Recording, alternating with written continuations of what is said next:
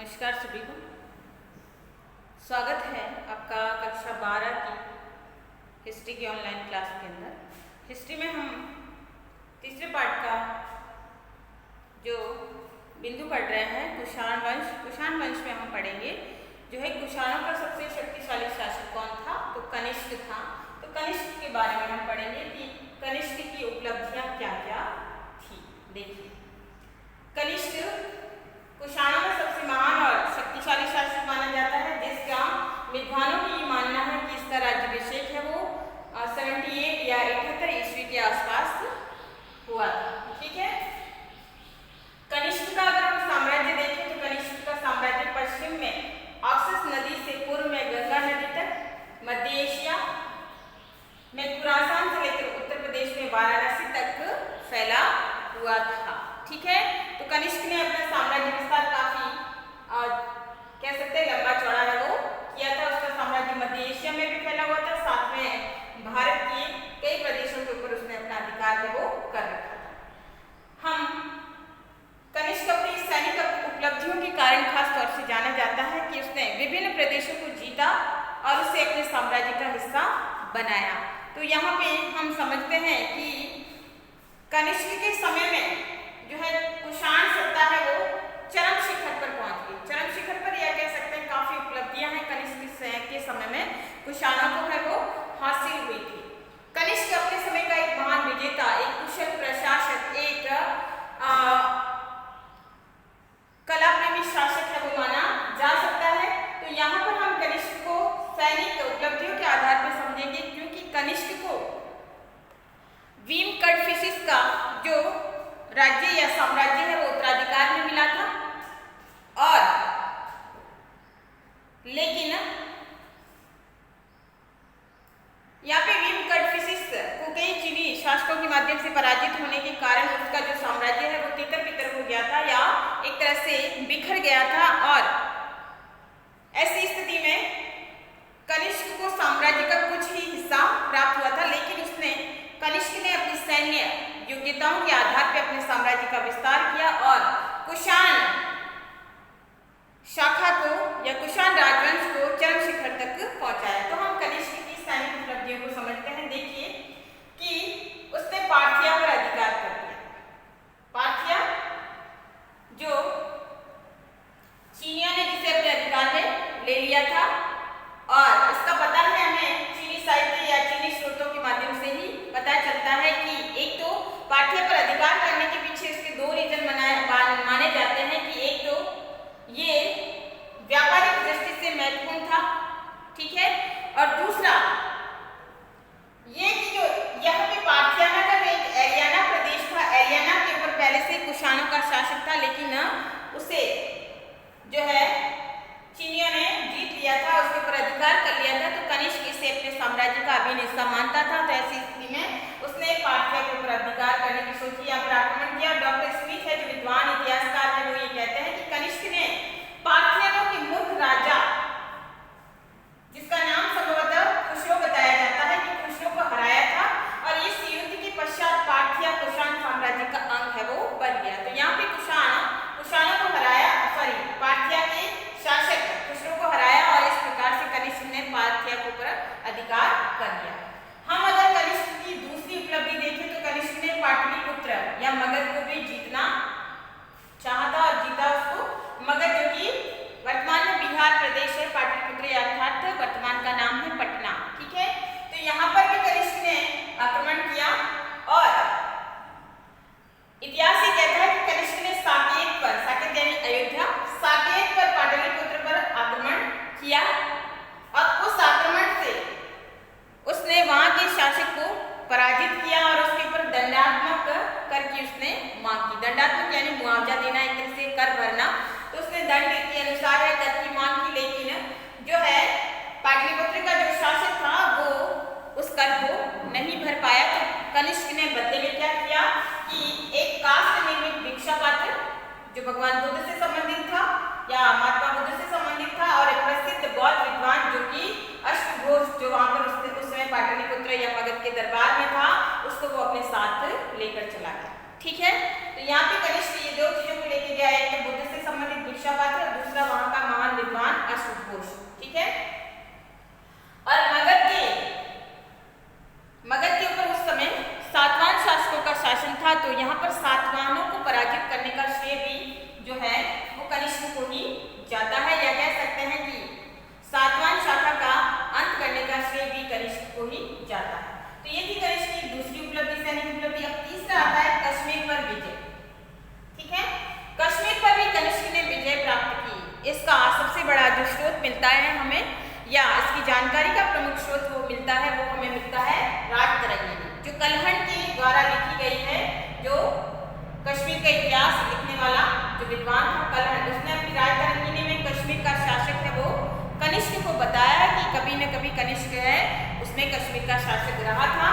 और इसके बारे में ये भी पता चलता है कि कश्मीर में चौथी बौद्ध संगीति है वो कनिष्क ने आयोजित की थी। बौद्ध धर्म की चौथी संगीति, ठीक है, कनिष्क ने आयोजित की थी। और इस बौद्ध संगीति में जो बौद्ध विद्वान अश्वघोष था उसकी भूमिका यहाँ पर महत्वपूर्ण मानी जाती है, क्योंकि बौद्ध धर्म के प्रचार प्रसार के अनुसार अश्वघोष ने यहाँ पर अपनी महत्वपूर्ण भूमिका निभाई। और वही और भी पता चलता है कि कनिष्कपुर नामक नगर है वो कनिष्क ने बसाया था। ये सारी जानकारी है वो कलहण की राजतरंगिणी से मिलती है। तो हम कह सकते हैं कि कनिष्क ने कश्मीर के ऊपर भी विजय प्राप्त की थी। फिर चौथी उपलब्धि में अगर हम देखें तो उज्जैन पर विजय। उज्जैन मध्य प्रदेश, ठीक है। और यहाँ पर उसने एक शक क्षत्रप शासक था जिसका नाम था चस्टर, ठीक है, चस्टर को पराजित किया और उसने उज्जैन के ऊपर विजय प्राप्त की। और साथ ही साथ पश्चिम भारत के शकों ने कनिष्क की प्रभुता को स्वीकार कर लिया, यानी कनिष्क की उपलब्धि को माना और उसके आगे वो झुक गए। और इस प्रकार से मालवा के कुछ प्रदेशों के ऊपर भी कनिष्क ने अपना अधिकार है वो कर लिया था। फिर आता है मध्य एशिया पर भी कनिष्क की विजय। मध्य एशिया, यहाँ पर उस समय हान वंश का शासक पांचाल, ठीक है, पांचाल का शासन था। उसने पांचाल को पराजित किया और उसके प्रदेश थे जिसमें नाम आता है यारकन, कास्कर और खोटान के ऊपर भी कनिष्क ने अपना अधिकार है वो कर लिया। कनिष्क ने चीन पर भी आक्रमण किया और इसके बारे में जानकारी मिलती है कि इंसान के अनुसार कनिष्क ने चीन पर आक्रमण किया, ठीक है। और साम्राज्य की सुरक्षा के लिए चीन, असल में क्या था कि कनिष्क ने अपना साम्राज्य विस्तार है वो बहुत अधिक कर लिया था और ऐसी स्थिति में अब उसे चीनी शासकों से भय था। तो ऐसी स्थिति में कनिष्क ने अपने साम्राज्य की सुरक्षा के लिए हान वंश का शासक था जिसका नाम था होती, ठीक है, होती की पुत्री से विवाह का प्रस्ताव है अपने दूत के माध्यम से भेजा। लेकिन यहाँ पर जो यहाँ के शासक हान वंश के शासक होती का जो सेनापति था जिसका नाम था पांचाल ने इसे चीनी शासक या विशाल साम्राज्य के शासक का इसे अपमान माना और उसने जो कनिष्क का दूत था उसको बंदी बना लिया, ठीक है। अब यहाँ पे कनिष्क ने क्या किया, नाराजगी क्रोध आना वाजिब था, तो कनिष्क ने क्या किया, 70,000 घुड़सवारों के साथ उसने चीन के ऊपर या चीन का जो प्रदेश है जो हान वंश के शासक होती के अधीन था उसके ऊपर आक्रमण किया। लेकिन यहाँ पर मौसम की कुछ गड़बड़ी के कारण या मौसम अनुकूल नहीं होने के कारण यहाँ पे कनिष्क की पराजय हुई। तो इस पराजय का कनिष्क को हमेशा खेद रहा या एक तरह से उसके मन में ये गिल्टी या अफसोस रहा कि उसने सभी इलाकों को जीता लेकिन चीन का कुछ प्रदेश वो नहीं जीत पाया था। इसके लिए मरते समय, मृत्यु से कुछ समय पहले कनिष्क ने कहा था कि मैंने तीनों दिशाओं के अपने अधीन कर लिया, ठीक है, लेकिन उत्तरी दिशा के लोग ही जो है आत्मसमर्पण हेतु नहीं आए। ये कनिष्क के मन में कहीं न कहीं ये एक अफसोस रह गया था कि उसने जो है उत्तर के इलाकों में के ऊपर वो अपना अधिकार नहीं जमा पाया। लेकिन अगर हम विंसान का विवरण देखें तो विंसान ये कहता है कि कनिष्क ने बाद में इसका बदला है वो ले लिया था या प्रतिशोध ले लिया था और इस प्रतिशोध के फलस्वरूप उसने जो है वापस चीन के ऊपर आक्रमण किया था और वहां से 2 राजकुमारों को उसने बंधक अपने दरबार में बंधक बनाकर रखा था, ठीक है। तो इस आधार पर ये कह सकते हैं कि यहाँ पर चीन के ऊपर कनिष्क की ये एक महान उपलब्धि थी, एक महान विजय थी। उसके बाद कनिष्क ने पेशावर के ऊपर भी अपनी चढ़ाई की या अधिकार किया और पेशावर पर अधिकार करने के पश्चात उसने पेशावर को पुरुषपुर या पेशावर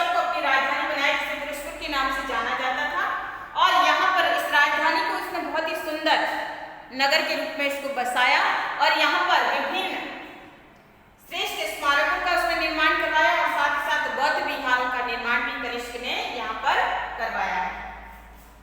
अगर हम कनिष्क के साम्राज्य को देखें तो विभिन्न अभिलेखों, सिक्कों और साहित्य के माध्यम से हमें पता चलता है कि कनिष्क का साम्राज्य काफी विशाल था और उसने बिहार से पश्चिम खुरासान तक और पामीर से लेकर दक्षिण कोंकण तक उसका प्रदेश है वो फैला हुआ था, या कह सकते हैं कि विशाल साम्राज्य उसका फैला हुआ था। उसका प्रशासन अगर हम देखें कि कनिष्क का प्रशासन कैसा था, तो कनिष्क का जो प्रशासन था वो सामंतशाही के ऊपर आधारित था। सामंतशाही यानी कनिष्क के जो उसके अधिकारी वर्ग थे या उसके जो राजकुमार या जो अन्य रिश्तेदार, जिसे हम कह सकते हैं राजवंशी रिश्तेदार, तो उसने अपने साम्राज्य के विभिन्न प्रांतों में बांट रखा था और फिर उन प्रांतों की प्रांतपति वगैरह बनाकर उन्हीं रिश्तेदारों को, उन्हीं सामंतों को उसने वहां पर भेज रखा था। इसी प्रकार से कनिष्क की व्यवस्था है वो चलती थी। तो कनिष्क की व्यवस्था को अगर हम माने या प्रशासन को माने तो उसका प्रशासन है वो सामंतशाही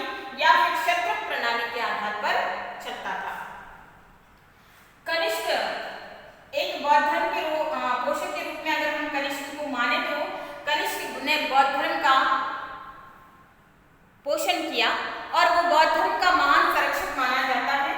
उसने बौद्ध धर्म की चतुर्थ संगीति का आयोजन भी अपने शासनकाल के दौरान किया था और कनिष्क ने बौद्ध धर्म को अपना राजधर्म घोषित किया, ठीक है। लेकिन फिर भी कनिष्क एक ऐसा शासक था जिसने बौद्ध धर्म की महायान शाखा को अपना राजधर्म घोषित किया था, लेकिन फिर भी वो धार्मिक रूप से सहिष्णु था। उसके राज्य में अन्य लोगों को भी एक तरह से मान्यता थी कि वो अपने धर्म का पालन कर सकते थे। बौद्ध धर्म की नवीन शाखा महायान शाखा वो इसी समय बनी थी कि बौद्ध धर्म की पहले जो शाखा थी वो हीनयान थी, जिसका सबसे ज्यादा जिसको फलीभूत किया था अशोक ने, ठीक है, सम्राट अशोक ने, जो कि मौर्य शासक माना जाता है। और मौर्य शासक अशोक के बाद दूसरी शाखा को जिसने पूरी तरह से बनाया है या जिसको लागू किया था वो था महान शासक कनिष्क। कि हीनयान के अंदर जो महात्मा बुद्ध है उन्हें एक उपदेशक या एक साधारण शिक्षक के रूप में माना जाता है, बोधिसत्व के रूप में। लेकिन कनिष्क यहाँ पर एक ऐसा शासक था जिसने यहाँ पर महायान शाखा को विकसित किया और महायान को राजधर्म के रूप में बनाया। महायान के अंदर क्या था कि भगवान या महात्मा बुद्ध है उनको देवता के रूप में माना जाने लगा, ईश्वर के रूप में माना जाने लगा, ईश्वर के रूप में उनकी स्तुतियां होने लगी, उनकी पूजा अर्चना होने लगी। तो यहाँ पर बुद्ध जो है उपदेशक से महायान शाखा में जो है ईश्वर बन गए थे, भगवान बन गए थे। तो यहाँ पे कनिष्क ने महायान शाखा को राजधर्म घोषित किया और साथ ही साथ इस शाखा को उसने प्रचार प्रसार भी उसने किया है। तो यहाँ पे प्रश्न बनता है कि कनिष्क ने किस शाखा को